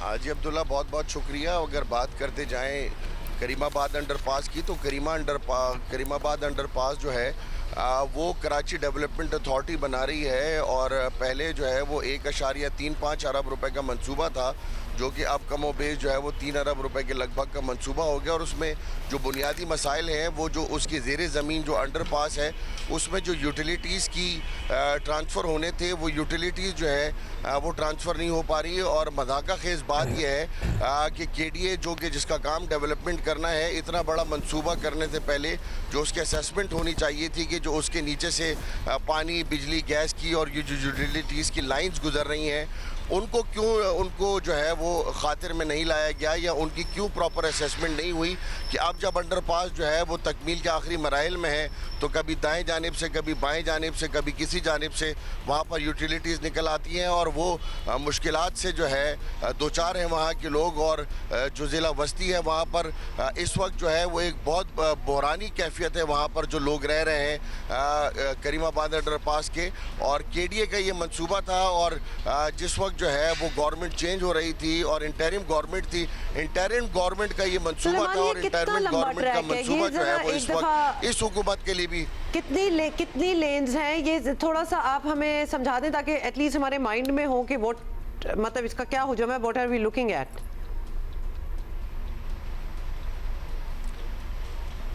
जी, करीमाबाद अंडरपास जो है वो गाँव पेश 1 किलोमीटर तवील ये अंडरपास है और इसमें जो है वो 2 लेन्स का ये अंडरपास है। लेकिन जिस तरह मैंने आपको बताया कि इसकी जो इब्तदाई तौर पर जो असेसमेंट थी वही गलत हुई। पहले जो उसकी जो कीमत का तयन हुआ 1.35 अरब, वो भी जो है वो 2 गुना से ज्यादा हो गया। क्यों होती है और हमेशा इसी शहर के साथ क्यों होती है, ये भी समझ नहीं आती। बाकी चीजें बता दीजिए, अब जो बता रहे हैं खत्म हो रहे हैं और इस हफ्ते इफ्तिताह हो रहे हैं, वो कौन से प्रोजेक्ट्स हैं? फिर 30 दिसंबर 2025 को इफ्तिताह होना था शाहराह भुट्टो के 3rd फेज का, वो कितना डिले है? क्योंकि हम तो जून जुलाई अगस्त की बात सुन रहे हैं। फिर ये इक़्तिदार में जो बैठे हैं वो लोग कहते हैं ईद के बाद तो हम क्या एक्सपेक्ट करें कि अप्रैल मार्च में खुल जाएगा? वो कब खुलेगा? या बड़ी ईद के बाद?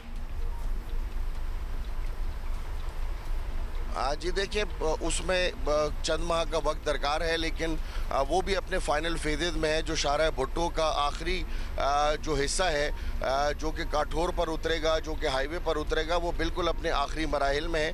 और जहाँ तक बात है कि मंसूबे कौन कौन से इस वक्त चल रहे हैं या कौन कौन से मंसूबे जो है वो मुकम्मल होने वाले हैं, तो सिंध हुकूमत का एक मंसूबा है जो कि इस वक्त मलीर के अंदर जो लांडी है वहाँ पर जो है एक ब्रिज बनाया गया है। और उस ब्रिज का मैं आपको बताऊं कि भैंस कॉलोनी का ये अहम तरीन ब्रिज है, जिसे 100 रोज़ में जो है वो मुकम्मल किया गया है, जिसका इफ्तिताह जो है वो इस इतवार के रोज़ जो है वज़ीर-ए-आला सिंध खुद करेंगे। साथ ही साथ जो है दीगर मंसूबे हैं। और इस साल जो है वो मेयर कराची का कहना है कि 40 अरब रुपए जो है वो शहर के इंफ्रास्ट्रक्चर पर जो है वो लगाए जाएंगे, जिसमें अहम तरीन जो शाहराहें हैं उनको असर नौ जो है वो तामीर किया जाएगा। बिलखुसूस मैं आपको बताऊं जो कि सबब्स के इलाके हैं, इत्तिहाद टाउन है, बल्दिया टाउन है। ये जो आप एक्सप्लेन कर रहे हैं, ये पूरी जो तामीर की जाएगी, सड़क पैचेस लगेंगे, मतलब ये किस लिहाज से होगी ये? जी देखिए, सड़कों को दोबारा से रीडू किया जा रहा है। अगर हम जहांगीर रोड की बात करें तो जहांगीर रोड जो है वो 5 बार बना। पहले जो है वो पीटीआई की हुकूमत में बनाया गया, जो कि एमएनए फंड था। उसके बाद जो है वो कराची डेवलपमेंट अथॉरिटी ने बनाया, और इस बार जो है वो पहली बार उसे कराची मेट्रोपॉलिटन कॉर्पोरेशन बना रही है। ना सिर्फ रोड बना रही है बल्कि उसके स्टॉर्म वाटर ड्रेन्स बनाए जा रहे हैं। Yes, thank you. ये हमने आपसे अपडेट ले ली है, that is all the time we have. वैसे जहांगीर रोड का भी पता करना था, बिकॉज़ सड़क को 3 दफा में क्यों बनने की इसीलिए जब हम इस किस्म के सवाल पूछते हैं ना कि पूरी सड़क बन रही है, पैचेस बन रहे हैं, बिकॉज इतना लंबा काम के खत्म ही नहीं होके दे रहा। कि जी पहले पीटीआई ने बनाया एमएनए फंड से, फिर केडीए ने बनाया, और अब केएमसी बना रही है। ये एक मसला है जो पाकिस्तान का भी मसला है, एक्चुअली इस खित्ते का भी मसला है। कम उम्री की शादी पाकिस्तान में एक संगीन माशरती मसला है, और ख़ास तौर पर लड़कियां ना सिर्फ तालीम से महरूम रह जाती हैं बल्कि कम उम्री में हमल और ज़चकी से उनकी ज़िंदगी तक ख़तरे में पड़ जाती है। मतलब we are really talking about young girls, teenage girls.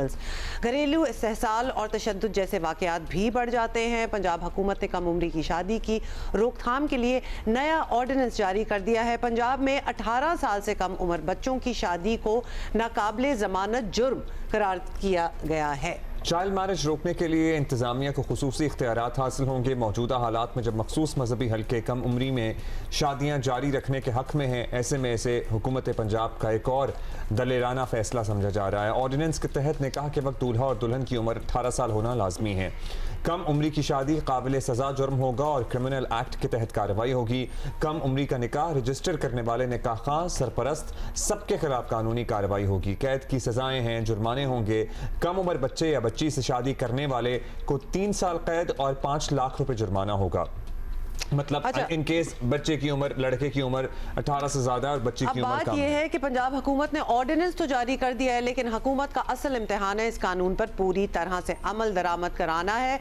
और हुकूमतें जो हैं वो इसे समाजी मसाइल की रोकथाम के लिए कानून साजी तो कर लेती हैं, लेकिन अक्सर इस पर अमल नहीं होता। हम इम्प्लीमेंटेशन की हमेशा बात करते हैं, कानून हमारे पास बड़े अच्छे अच्छे हैं, लेकिन फिर इम्प्लीमेंट ही ना हो तो क्या फ़ायदा। और फिर अवेयरनेस भी होनी चाहिए, लोगों को खुद को भी पता होना चाहिए कि अगर हमने ऐसा किया तो हमारी पकड़ हो सकती है। तो ये बात बहुत इंपॉर्टेंट है। Let's talk about it. Hina Parvez Bhatt साहिबा हमारे साथ मौजूद हैं, चेयरपर्सन है पंजाब वुमेन प्रोटेक्शन अथॉरिटी की। हिना साहिबा, गवर्नर साहब ने शादी की कम से कम उम्र 18 साल रखने वाला जो ऑर्डिनेंस जारी किया है, यकीनी तौर पर पंजाब हुकूमत की मंशा के मुताबिक ही है।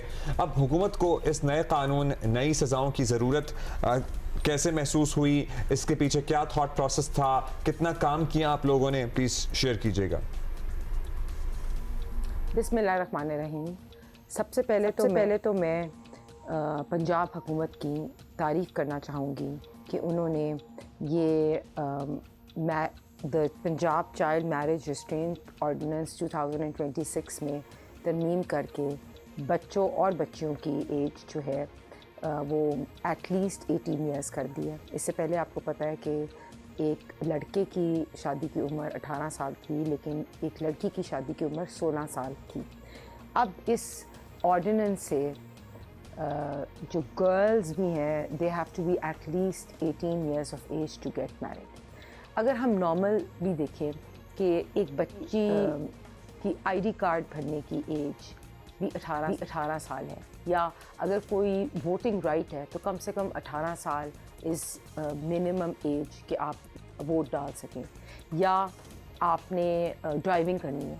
तो मुझे बताएं कि जो एक मैरिज जैसी institution which is such a big responsibility on girls, वो अगर 14 साल की बच्ची है उसकी शादी हो जाती है, या कोई बड़ी एज के बंदे, बड़े ऐसे केसेस होते हैं कि बड़ी एज के बंदे छोटी छोटी बच्चियों को फंसा के उनसे शादियाँ कर लेते हैं या उनको ट्रैफिक कर लेते हैं। सो इस कानून से ये बहुत एक अच्छा स्टेप है कि इसमें कम से कम जो है वो लड़के की और लड़की की दोनों की उम्र 18 साल मिनिमम होएगी, और अगर इससे कम उम्र हो तो उसमें सज़ाएं भी हैं, जिसमें 3 साल की सज़ाएं और 7 जुर्माने हैं। इसके साथ साथ अगर निकाह ख्वान है और उनके ऊपर भी पेनल्टी है, उनको भी 1 साल की सज़ा है, उन पर भी 1 लाख की पेनल्टी है। इसी तरह अगर वालिदैन बच्चों की शादियां कर दें या कोई गार्डियन बच्चों की शादियां कर दे अंडर 18 की एज में, उनके ऊपर भी पेनल्टी है। तो I think this excellent step which is taken by the government of Punjab and by the CM Punjab herself. अच्छा, आपकी बात समझ भी आ रही है और ये हम जानते भी हैं कि कम उम्री की शादियां बंद करना सैकड़ों मसाइल का हल भी है, ये समझते हैं, हम मानते भी हैं। लेकिन इशू वहाँ आता है हिना साहिबा जब इस मामले को मज़हब से जोड़ा जाता है, इस पर सिविल नाफरमानी तक की धमकियाँ दी जाती हैं। क्या हुकूमत पंजाब जो कुछ कर रही है वो मजहबी उल्मा और मजहबी जमातों को ऑन बोर्ड लेकर कर रही है, या फिर आप उस तरफ नहीं सोचे, या फिर वो एक और अगर मसला उठा तो उसको भी टैकल करने का इंतज़ाम है आपके पास? नहीं, बिल्कुल मजहबी जमातें जो हैं वो और उलमा सब ऑन बोर्ड हैं। देखिए, आपकी शरिया भी आपको ये परमिशन देती है कि आप माशरे को देखें और माशरे को देख के आप उस तरह की लेजिस्लेशन करें जो आवाम के बुनियादी हकूक़ के लिए या माशरे के लिए बेहतर हो। So I think this is a excellent law, and जो आपकी उलमा इकराम है उन्होंने भी उनको ऑन बोर्ड लिया है, तभी ये बिल पास हुआ है। और मैं थोड़ा सा इसके साथ बताती चलूँ कि इससे पहले भी 2015 में पंजाब ने इसमें अमेंडमेंट की थी, और 2013 में सिंध में भी ये चाइल्ड मैरिज बिल जो है वो पास हो गया, और 2025 में फेडरल में भी ये लॉ पास हुआ। तो इन सब जो लॉ पास हुआ है इन सब में हमारे जो उलमा इकराम है they are on board and they are supported, because they also see कि माशरे में कितनी प्रॉब्लम्स जो हैं वो क्रिएट होती हैं। अब अगर छोटी बच्चियां हैं वो विदाउट पेरेंट्स की कंसेंट किसी की बात में आके, या बड़े ऐसे केसेस हमारे पास रिपोर्ट होते हैं जिसमें बड़ी उम्र का बंदा दूसरी तीसरी शादी कर रहा है, 14 साल की छोटी लड़की। अब उस बच्ची को तो नहीं पता, और वो बच्ची उस वक्त शादी तो कर लेती है, लेकिन जब हम उसको कोशिश करते हैं कि इसको एक्ट करवाएं इस पे, तो वो नहीं हो सकता था, because already the law wasn't implemented. But with this ordinance and सख्त सज़ाएँ, I think it's a very good step. इस पे लोगों को ये पता भी होएगा कि कम से कम शादी की उम्र जो है लड़की की और लड़कों की 18 साल है, और इससे अंडर अगर कोई भी बच्चे या बच्चा शादी करेगा तो उसकी निकाह खान को भी पेनल्टी है। अगर पेरेंट्स और गार्डियंस हैं उनको भी पेनल्टी है, और अगर कोई ऐसा बंदा है जो छोटी उम्र की लड़की या अंडर 18 लड़की से शादी करेगा तो उसकी भी पेनल्टी है। तो ये चीज़ें बहुत वाज़ेह हैं। बहुत सारी सज़ाएं भी इसमें तजवीज़ की गई हैं जो इन केस लगेंगी, जो डिटेरेंट की तरह ही काम अच्छा, आप लोग चाहते हैं कि करें। हुकूमत की ज़ाहिर कोशिश है, ज़मीनी हक़ाइक़ लेकिन हमारे ये हैं कि अभी भी बहुत सारे लोग ऐसे हैं, एक बड़ा तबका ऐसा है जो समझता है कि कम उम्र की बच्चियों की शादी ठीक है हो जानी चाहिए। मतलब वो तो हम 18 तो बहुत दूर, वो तो 13-14 को भी ओके समझते हैं। अब ये सोच बदलने के लिए कवानीन से क्या हमें कुछ बढ़कर करना होगा?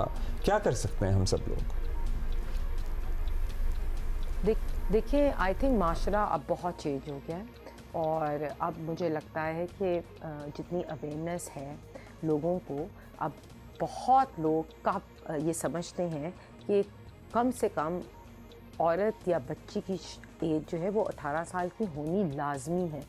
तो आई थिंक इसमें हमें बहुत से लोग सपोर्ट भी करेंगे। सबसे पहले तो मैं ये कहूँगी कि जो मीडिया है, media is the most fundamental core, और मीडिया चैनल्स जैसे आप, जियो ने सबसे पहले ये कवर किया, और आपके मदद के थ्रू हम लोगों को ये बात पहुंचाएंगे कि इसमें क्या बेहतरीन चीज़ है कि बच्चियों की उम्र 18 साल कम से कम होनी चाहिए।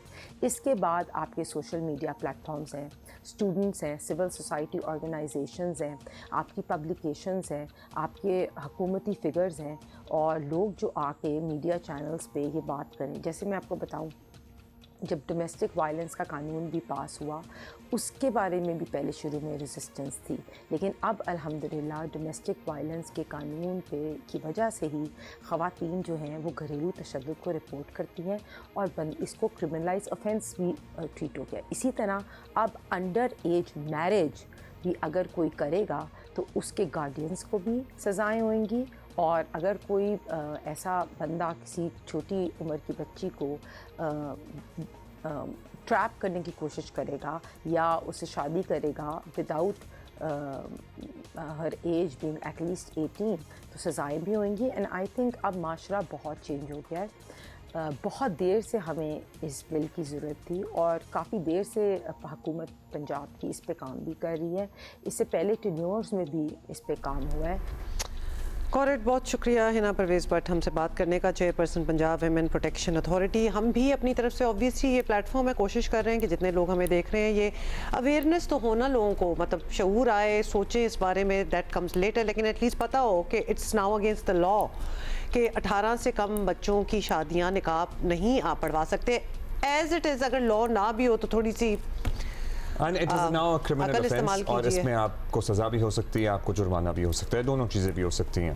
पंजाब की बात बढ़ेंगे, हम कर रहे हैं। मुनी फारूक हमें ज्वाइन कर रहे हैं, और किस बारे में हमने इनसे बात करनी है आपको पता है, इनके पास खबरें होती हैं, और इमरान खान साहब की सेहत ज़ाहिर है बड़ी इंपॉर्टेंट है सबके लिए। उनकी सेहत से मुतालिक जो इशू सामने आया है, और फिर बहुत सी बातें भी हो रही हैं बाइस तशवीश है ही, लेकिन इससे पहले भी बातें होना शुरू हो गई थी। वज़ीर आला खैबर पख्तूनख्वा की वज़ीर आज़म से मुलाकात के बाद कि शायद किसी NRO की तरफ बढ़ा जा रहा है या कोई रास्ता निकल सकता है। इसी बात से ही शुरू करते हैं। Munib, thank you so much for taking out the time for us. 8 फरवरी के बाद से, बल्कि उससे पहले ही सुहेल आफरीदी की वज़ीर आज़म से मुलाकात के दिन, जिस तरह अब्दुल्ला आप भी बता रहे हैं, ये खबरें चल रही थी कि इमरान खान को रिलीफ मिलने का सिलसिला जो है वो शुरू होने वाला है। अब ऑब्वियसली शुरू होने वाला तो कभी भी हो सकता है, बात NRO तक जाएगी, ये भी बातें हो रही थी। अब हमें इन्हें अफवाहें समझें, बल्कि हम अफवाहें नहीं समझना चाहते, ये खबरें ही कही जा रही हैं कि ये खबर ही है, इसी तरह ही इसको पेश किया जा रहा है। आप भी इस तरह ही देख रहे हैं या फिर you have some other opinion on it? क्या हुमा और अब्दुल्ला, देखिए मेरा नहीं ख्याल कि ये NRO की सी सूरत हाल है। उसकी कुछ वजह ये है कि हम ये ज़रूर कह सकते हैं कि थोड़ी सी चीज़ें बेहतर ज़रूर हुई हैं पाकिस्तान तहरीक इंसाफ की खैबर पख्तूनख्वा हुकूमत में, और पाकिस्तान की वफाकी हुकूमत में, और कुछ हद तक पाकिस्तान की इस्टेब्लिशमेंट में भी, क्योंकि एक वर्किंग रिलेशनशिप तो बहरहाल बनाना ही है। और ये हुकूमत को भी पता है, ये शायद पाकिस्तान की इस्टेब्लिशमेंट को भी पता है कि सूबाई हुकूमत को साथ लिए बगैर मामलात दुरुस्त नहीं हो सकते। खैबर पख्तूनख्वा में बेशुमार इस वक्त बदकिस्मती से दहशत गर्दी की लहर है, और उसको कंटेन करने के लिए सूबाई हुकूमत का ताउन सिक्योरिटी फोर्सेस के साथ होना ये लाजम मलजूम है, और उनको एट लॉगर हेड्स रख के शायद चीज़ें बेहतर नहीं की जा सकती। लिहाजा वो तो बात अपनी जगह ठीक है, लेकिन इसका ताल्लुक़ इमरान खान साहब से रिलीफ के साथ नहीं है। वो उसकी वजह ये है कि जो भी चीफ़ जस्टिस साहब ने हुक्म किया, चीफ़ जस्टिस साहब इससे बड़ा हुक्म कर सकते थे। उन्होंने अमेरिकस क्यूरी बनाया सलमान सफदर साहब को, वो गए, एक 20-22 पैराग्राफ्स की रिपोर्ट आई। लेकिन मैंने 2-3 दिन पहले ये अर्ज़ किया था, 2 सिनारियोज़ रखे थे कि अगर तो उनको मखसूस हालात ने इजाज़त दी तो शायद चीफ जस्टिस साहब फौरी तौर पर हुक्म करें जी कि इनको अस्पताल मुंतकिल करें और इनका प्रेफरेंशियल इनको एक ट्रीटमेंट मिलना चाहिए, क्योंकि ये इनकी एक बड़ी क्रिटिकल सी स्टेज है आग की, और ये हालात हो गए हैं, तो लिहाजा उनके लिए एक माहौल बना दिया जाए। अगर ऐसी डायरेक्शन थी तो वो दे सकते थे। लेकिन आप ये देखिए कि कल का ऑर्डर एक बड़ा होम्योपैथिक किस्म का ऑर्डर है। उन्होंने फैमिली को एक्सेस नहीं दी, ज़ाती मॉलेज को एक्सेस नहीं दी, लेकिन हुआ क्या कि उन्होंने कहा जी कि हाँ जी ये एक कंसर्न है, तो आप इनका 16 फरवरी तक इनका मुआयना करवा लें और बच्चों से फ़ोन पे बात करवा लें। वकील ने कहा कि एक्सेस दें फैमिली की, उन्होंने नहीं दी। वकील ने कहा जी कि उनके ज़ाती मॉलेज को मिलने दें, उन्होंने नहीं दी। तो इन दैट कॉन्टेक्स्ट ये किस तरह का NRO है? और चलिए फॉर आर्गूमेंट सेक अगर हम इसे कह भी देते हैं कि ये NRO की पहली स्टेज है, तो व्हाट्स नेक्स्ट? जहन में रखिएगा कि जो लोग ये कह रहे हैं कि इमरान खान साहब बाहर चले जाएं या बाहर आ जाएं और फिर उनको मुल्क से बाहर भेज दिया जाए, ये नहायती बोधा किस्म का बोधी दलील है, आर्गूमेंट है। इसलिए क्योंकि इसका फ़ायदा इमरान खान साहब को तो बहुत होगा, बल्कि लेकिन इस हुकूमत को बेतहाशा नुकसान होगा, क्योंकि वंस इमरान खान साहब इज़ आउट ऑफ पाकिस्तान उन्हें कोई कंटेन नहीं कर सकेगा और फिर वो वही करेंगे जो उनका दिल चाहेगा। लिहाजा ये मैं समझता हूँ इस वक्त तो अफवाहें ही हैं, और इस वक्त जो ज़राए हैं वो बाहर यही कहते भेजने हैं। वाला मामला तो नहीं, हुकूमत को किसी तौर पर सूट किया, सिस्टम को सूट नहीं करता। हाँ, हस्पताल ज़रूर मुंतकिल किया जा सकता है। मुनीब साहब, आँख का इलाज हो, मुलाकातें हों, ये सब वक्ती लचक है, लेकिन सर्टनली कुछ रिलैक्सेशन है। तहरीक इंसाफ ग्रेटर रिलीफ मांगती है, वो इमरान खान साहब की रिहाई मांगती है, उससे कम कुछ नहीं मांगती। अब मफरूज़े के तौर पर ही सही, अगर ये होना है, कभी ना कभी तो शायद होना ही है, तो PTI कैसे ये अचीव कर सकती है? अदालतों से ही रिलीफ मिलेगा, मुज़ाकरात के जरिए रिलीफ मिलेगा, या एहतजाज करेंगे तो उससे कोई सूरत निकलेगी इनके लिए? देखिए इमरान खान साहब का जो रिलीफ है वो उसी सूरत में होगा जब उनकी जो तलखी है पाकिस्तान की इस्टेब्लिशमेंट से वो ख़त्म होगी, और वो ख़त्म होने के लिए बहुत कुछ करना होगा पाकिस्तान तहरीक इंसाफ को भी, या कुछ ऐसा हो जाए जो तहरीक इंसाफ को एक ऐसी पोजीशन में ले आए, या इमरान खान साहब को ख़ास तौर पर, जहां वो अपनी टर्म्स डिक्टेट कर सकें। देखिए कोई भी जब नेगोशिएशन होती है तो अगर कोई बहुत वीक है तो वो कंसीड करता है, और जो ताकतवर है वो अपनी शराइत मनवाता है।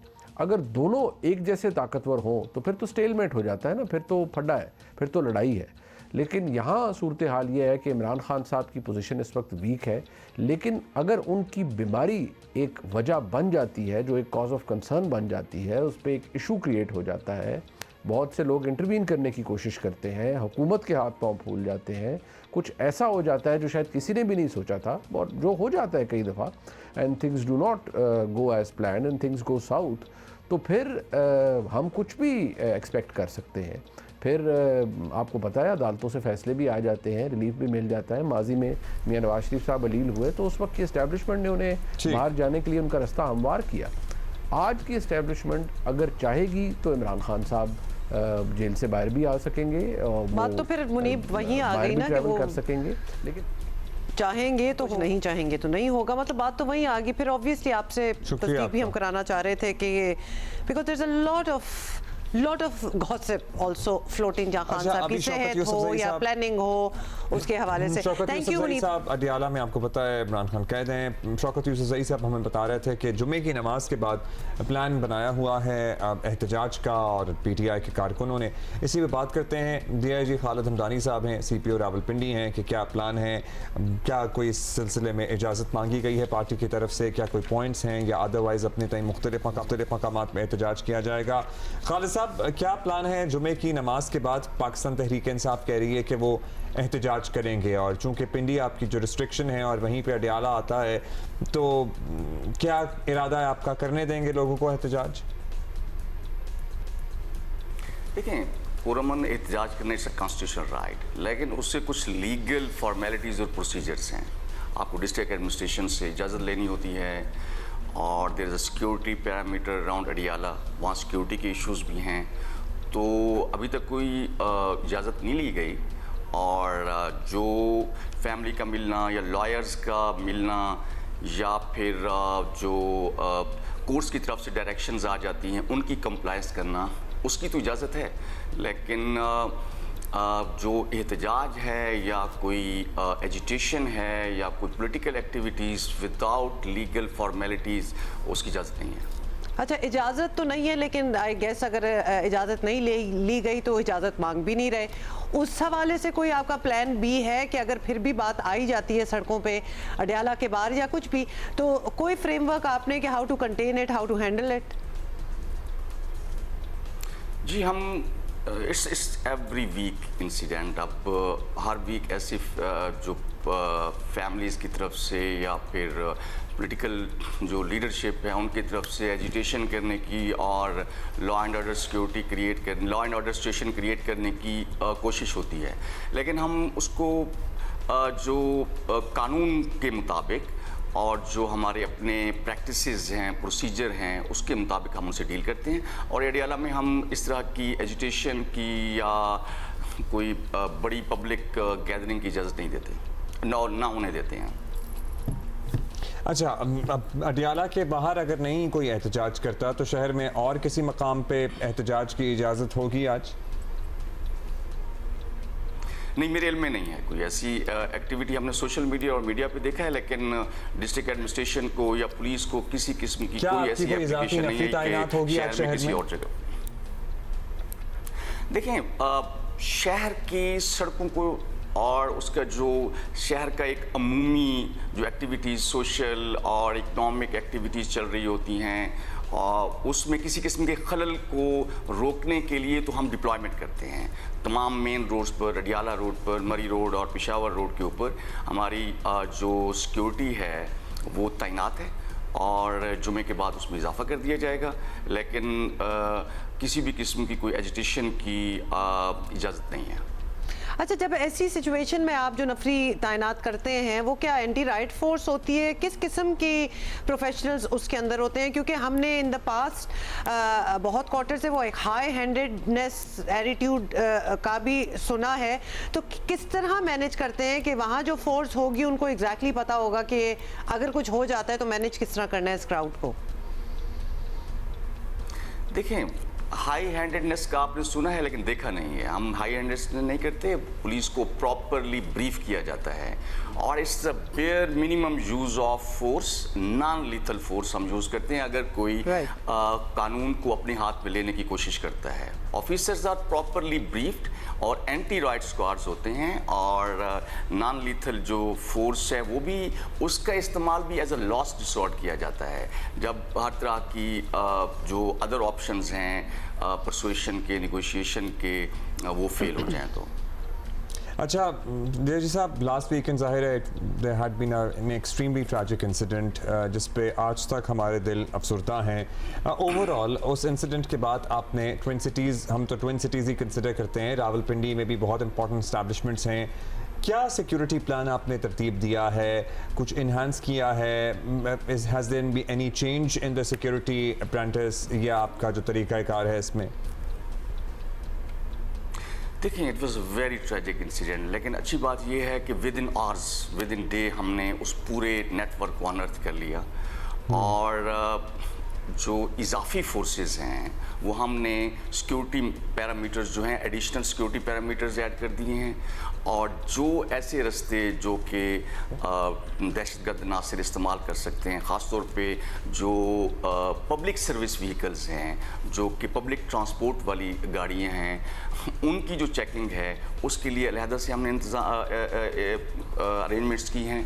तमाम अड्डों पर हमने पिछले 3 दिन से पिकेट्स लगा के उतरने वालों का और जाने और आने वालों का बोथ वेज उनकी वेरिफिकेशन की जा रही है। उसके साथ साथ जो हमारे इंटर प्रोविंशियल जो पिकेट्स हैं उसमें भी इजाफा किया गया है। अब every road, every major road and link road and street leading to Rawalpindi and Islamabad is picketed, और उसमें हम पब्लिक कन्वीनियंस और सिक्योरिटी के दरमियान एक तवाज़ुन रखकर हम इस चीज़ को यकीनी बना रहे हैं कि सर आपने कहा वो नेटवर्क आपने अनवरत किया था, वो जो उसके सहूलतकार थे दहशतगर्द, ये किन किन इलाकों में ठहरे हुए थे या रह रहे थे? ये पिंडी के अतराफ में थे या इस्लामाबाद के अतराफ में थे, विद इन द सिटीज़ थे? देखिए, without going into this an ongoing investigation, मैं ज़्यादा ऑपरेशनल डिटेल्स तो शायद आपसे शेयर ना कर पाऊँ, लेकिन एक चीज़ समझने की ज़रूरत है आवाम को भी और आपके भी साथ से आप लोगों को लिए भी कि it's a difficult neighbourhood Pakistan के लिए। हमारे 100-150 किलोमीटर के पे अफ़गानिस्तान का बॉर्डर है, 2500 किलोमीटर लॉन्ग बॉर्डर है, और जहाँ पे ऐसे ग्रोह की हुकूमत है जो कि अभी तक बंदूक और बारूद की जो नज़रिया है उससे बाहर नहीं निकल सके, और बहुत सारे दहशतगर्द अनासिर जो हैं वहाँ पे ऑपरेट कर रहे हैं, लेकिन we are perfectly capable of dealing with them. हमने दर्जनों ऐसे जो प्लान्स हैं उनको स्कटल किया है। यहाँ पे पिछले दिनों आपने देखा है कि रावलपिंडी में 1.5 महीना मुसलसल इंटरनेशनल क्रिकेट चलती रही, और उसके अलावा जितने इंटरनेशनल इवेंट्स हो रहे होते हैं हम उन सबको सिक्योर करते हैं। तो ऐसे तमाम अनासिर जो कि कहीं ना कहीं ज़ाहिर है ट्विन सिटीज़ की 1 करोड़ आबादी है, और मोटरवे, जीटी रोड और दर्जनों सड़कें यहाँ पे पाकिस्तान के चारों सूबों से, कश्मीर से, गिलगित बल्तिस्तान से यहाँ पे आ रही होती हैं। इट्स नॉट पॉसिबल कि each and every vehicle is scan, हर बंदे की तलाशी हो, लेकिन अच्छी चीज़ ये है कि हमने अपने सिस्टम को इम्प्रूव किया है, हमने अपने प्रोसीजर्स को ज़्यादा एलेबोरेट किया है, और इन नेटवर्क्स के जो स्लीपर सेल्स हैं या सिंपथाइजर्स हैं वी हैव उन तक भी आप पहुँचे। बहुत शुक्रिया खालिद हमदानी हमारे साथ मौजूद थे और बताइए आज के अपेरेंटली किसी एहतजाज को लेकर क्या प्लान है और अदरवाइज सिक्योरिटी क्या सूरत है। और ये भी बता रहे थे that they are actually ever ready also for anything like that. होते हैं फिर हम। Good morning.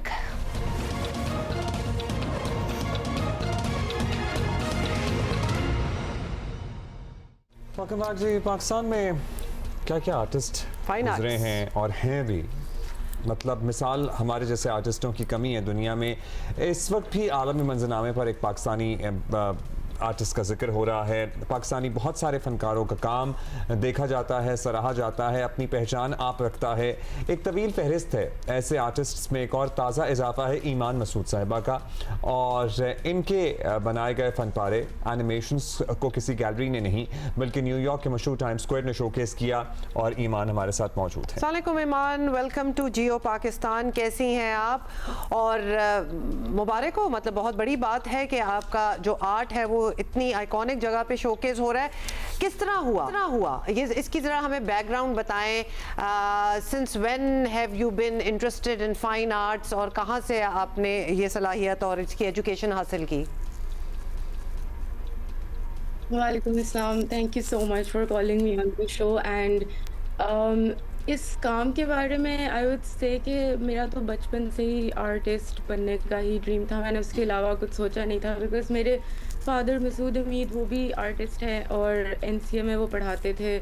मेरे टीचर भी थे वो एक पॉइंट पे, और मेरे ग्रैंडफादर अब्दुल हमीद जो राइटर थे, ए हमीद। तो I think I have always grown up surrounded by arts और क्रिएटिव एक्सप्रेशन में। So coming back to this work, तो मैं यूनिवर्सिटी ऑफ विक्टोरिया में कनाडा में I was doing my masters, और वहाँ पे मेरी background is in miniature painting, water colour painting, जो मैंने NCA से ग्रेजुएट किया था। तो उस प्रैक्टिस को मैं लेके यूनिवर्सिटी ऑफ विक्टोरिया में, जब वहाँ पे मुझे और फैसिलिटीज़ मिली और लोगों की भी सपोर्ट मिली, तो मैंने उसको एनिमेशन वर्ल्ड में like I stepped into the animation world, जिसमें ये एक्चुअली ये जो आप देख रहे हैं स्क्रीन पे, ये सारा काम हैंड पेंटेड है, और एक एक स्क्रीन लाइक एक एक उसमें जो एलिमेंट्स हैं जैसे पीकॉक्स, और एक्चुअली सेंटर में बैनियन ट्री है जो कि बरगद का दरख्त, वो हमारे लाहौर से ही है। तो वो सब हैंड पेंटेड है। एंड उसकी वो एक एनिमेशन बनी थी। And then time square arts का एक सेगमेंट होता है, इट्स कॉल्ड मिडनाइट मोमेंट।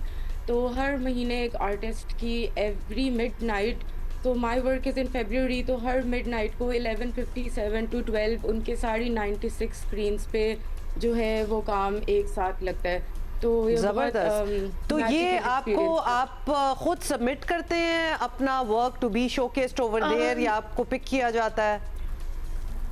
या सो उनका एक होता है where you can submit a proposal, तो अगर आप उसमें अपना प्रपोजल सबमिट कर सकते हैं, बट देन आई थिंक कि वो उनके काफ़ी राउंड्स ऑफ एप्लीकेशंस और पैनलिस्ट से गुजरता है, एंड देन उनको लगता है कि अगर वो काम वहाँ फिट हो सकता है तो दे कॉन्टैक्ट यू। तो मेरा काम आई थिंक ये सिलेक्ट तो अराउंड लास्ट ईयर हुआ था, बट फिर पूरी उस सब चीज़ को करने में और तो काफ़ी टाइम लग गया था सारा। अच्छा ईमान, these are hand paintings which are converted into animations now. So ये आप पेंट करती हैं और आप ही एनिमेटर भी हैं इसकी, या you have other friends doing this for you? No, so I did all of this by myself except for इसका जो ओरिजिनल म्यूज़िक भी है वो मेरा एक फ्रेंड है मुजीब, जो कि NCA में ही मेरे साथ मेरा सीनियर था वो। So he is from north Pakistan, और उसने इसके लिए फ्लूट प्ले की थी और संतूर प्ले किया था, तो वो हमने म्यूज़िक स्पेसिफ़िकली इस काम के लिए बनाया था। बट जो पूरा एनिमेशन है सारी, तो वो फ्रॉम स्क्रैच मैंने ही पेंट किया था। बस मेरी मिनिएचर पेंटिंग में बैकग्राउंड है NCA से, ट्रेडिशनल मिनिएचर पेंटिंग में, तो वो बहुत माइनर डिटेल्स वाला होता है, जैसे कि जो ब्रश है वो मतलब आपके एक बाल के बराबर होता है। It's like what is your, आपने अभी बरगद के दरख्त का जिक्र किया, हमें ये कुछ ब्लैक कैनवस के ऊपर कुछ ज़ाहिर है बहुत दूर के विजुअल्स हैं, हम देखेंगे अदरवाइज क्लोजली भी आपका काम, तो हमें और ज़रा आइडिया होगा। लेकिन आप ओवरऑल अपनी इंस्पिरेशन, अपना journey, what do you portray on the canvas, क्या आपका थॉट प्रोसेस है वो बता सकती हैं प्लीज़? तो मेरी जो बाकी की paintings and all of my work in the past few years वो बहुत ज़्यादा नेचर से इंस्पायर्ड है, एंड नेचर से सिर्फ सरफेस लेवल पे नहीं, बट नेचर को देखने में जो हमें होप फील होती है छोटी छोटी चीज़ों में, कि जैसे एक सूरज जो है जब वो गुरूब होता है तो अगले दिन वो दोबारा राइज करता है, एंड देन एक flower when it withers away it blooms again as well. तो वो जो एक छोटे साइंस ऑफ होप होते हैं नेचर में, that was my starting point. फिर 2023 में मैं लाहौर आई थी, एंड मैं समनाबाद से हूँ, तो वहाँ पर मैंने हमेशा से सुना था एक बैनियन ट्री, एक बरगद के दरख्त के बारे में, कि जिसको लोगों ने बहुत प्रोटेक्ट करके रखा था। तो जब मैंने असल में वो देखा दरख्त, तो मुझे बहुत I was very moved by it, क्योंकि उसकी कंडीशन ज़रा काफ़ी पुअर थी, उस पर बहुत एडवर्टाइजमेंट प्लास्टर्ड थी, लेकिन वो दरख्त स्टिल मैसिव शेड दे रहा था लोगों को, और उसके नीचे लोग अपनी पूरी शॉप्स रन कर रहे थे। बड़ी खूबसूरत आपका थॉट प्रोसेस भी बहुत है, और किस वजह से आपने क्या चीज़ें पिक की to showcase in your art, there is a lot of depth in it, और इसीलिए वो चीज़ बड़ी खूबसूरत और जेन्युइन फ्रॉम द हार्ट नजर भी आती है। Iman, that's all the time, thank you so much, good luck and congratulations once again. So Iman Masood Hamid साहब की पोती भी हैं, तो आप इन्हें सर्च कर सकते हैं Instagram, you can have a closure look. अच्छा, खलाई साइंस यानी स्पेस साइंसेस की हम बात कर रहे हैं, और स्पेस साइंस के शोबे में पाकिस्तान ने एक और अहम संगे मील अबूर कर लिया है। स्पार्को ने मुल्क का दूसरा मकामी अर्थ ऑब्जर्वेशन सैटेलाइट कामयाबी से खला में भेज दिया है। हम काफ़ी लीप्स ले रहे हैं इस एवेन्यू में, आई मस्ट से। ये सैटेलाइट जो है बेस स्टेशन से भेजा गया है, और ये हमें किस तरह से मदद देगा। दूसरा है, so obviously there has been पहला एज वेल, ये इम्प्रूव्ड वर्जन है या उसकी इंफॉर्मेशन को इनहांस करेगा, ये सारी बातें ज़रा हम समझ लेते हैं। हमारे साथ मेहमान मौजूद हैं, शहनीरा तारिक साहबा, डेप्यूटी चीफ मैनेजर स्पार्को। बहुत शुक्रिया आपका शहनीरा साहबा फॉर बीइंग विद अस। हमें ज़रा समझाइए ये earth observatory satellite, what function does it serve? What purpose does it serve? देखिए, EO2 basically its name and it is similar to that of we launched in January 2025.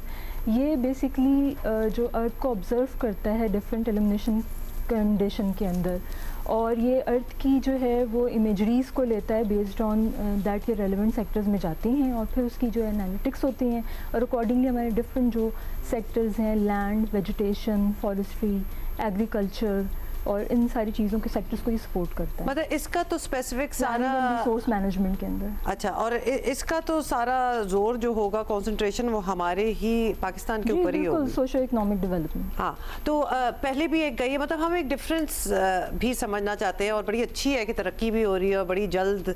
पहले there was a time जब हम ये shows वगैरह करते थे, Sparco से कोई बातचीत भी नहीं होती थी, कोई आता भी नहीं था, और हमें पता भी नहीं था कि पाकिस्तान की कितनी एडवांसमेंट्स हैं। अब it has been a regular feature, and of course लोगों का एक इंटरेस्ट भी है। तो every time something new comes up, उसमें क्या जिद्दत होती है, क्या नई चीज़ होती है? देखें, ये बिल्कुल जिस तरह आपने भी कहा कि ये हमारा second indigenously developed electro optical satellite है, और हमारा अर्थ ऑब्जर्वेशन की फ्लीट के अंदर 6 नंबर इसका आता है। Already we have launch multiple satellites. तो बेसिकली हमारी एक सिस्टमेटिक अप्रोच है, और इस दफ़ा जो है ये हमारी डुअल कन्फिगरेशन सेटेलाइट है जिसको हम ऑपरेट करना चाह रहे हैं। ओके, बेसिकली EO1 है, it compliments EO2 compliments EO1 that we launch last year. तो इसमें हमें इम्प्रूवमेंट मिलेगी in respect of clarity, consistency, frequency of imaging, which is important specially in flood extent, to monitor flood extent.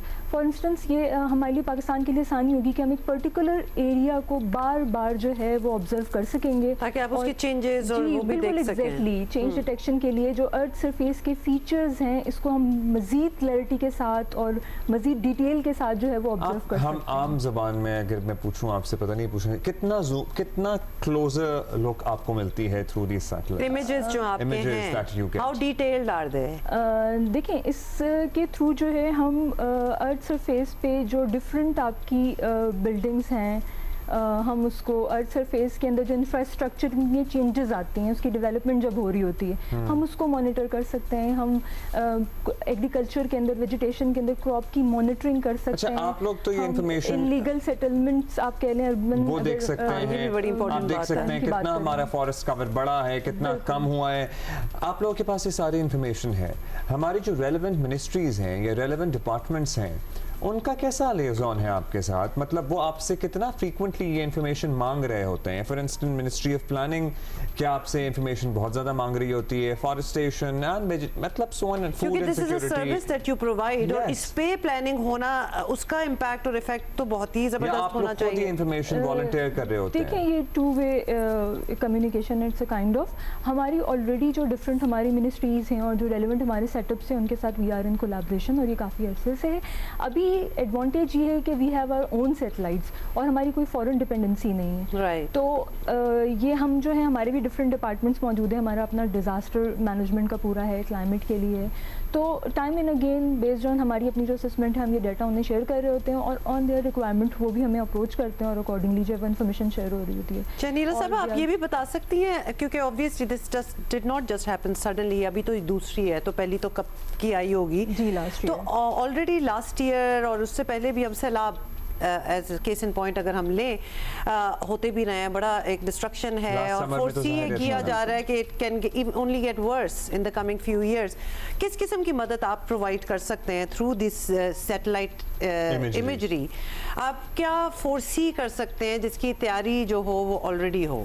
Ji, based on हमारा अपना जो number of satellites मौजूद हैं, इनके कॉम्बिनेशन से हम बहुत आराम से बहुत अच्छी एक प्लानिंग कर सकते हैं, क्योंकि we are disaster prone among disaster prone countries. तो जो हमारी बेस लाइन मैपिंग है डिटेल में, जो लैंड और वेजिटेशन है, एग्रीकल्चर, जिस तरह हमने डिफरेंट सेक्टर्स की बात की है, तो हम इसकी बहुत अच्छी प्लानिंग कर सकते हैं बेस्ड ऑन हमारे पास जो मल्टीपल टाइम्स अब इमेजरीज हम as and when required basis के ऊपर ले सकते हैं, जिसकी फ्रिक्वेंसी अब बढ़ गई है। हम चेंज इजीली डिटेक्ट कर सकते हैं, अर्थ के लैंड के जो फीचर्स हैं उनको डिटेल्स में ऑब्जर्व। क्या आप लोग इस किस्म की सजेशंस भी दे सकते हैं कि जहां वेजिटेशन हमें पता है कि बहुत मुतासिर हुई है, बहुत डिप्लीट हुई है रैपिडली, कि उसको अगर बेहतर किया जाए? जी बिल्कुल, ये इंडिकेटर्स हैं, और ये इंडिकेटर्स हैं, अकॉर्डिंगली हम इसको टाइमली जो है वो रेलेवेंट सेक्टर्स के अंदर इसको फॉरवर्ड कर रहे होते हैं। और NDVI एक इंडेक्स होता है जो कि वेजिटेशन के लिए हमें पता होना चाहिए। हम ड्राउट जो असेसमेंट है वो वेल बिफोर टाइम कर सकते हैं, डिफॉरेस्टेशन को कर सकते हैं। मेजर एक इशू है। आपकी बातों से तो सुन के यही लग रहा है कि हमारी प्लानिंग बहुत जबरदस्त होनी चाहिए। Congratulations to Pakistan as well. Always good to करें, and we will inshallah see you on Monday.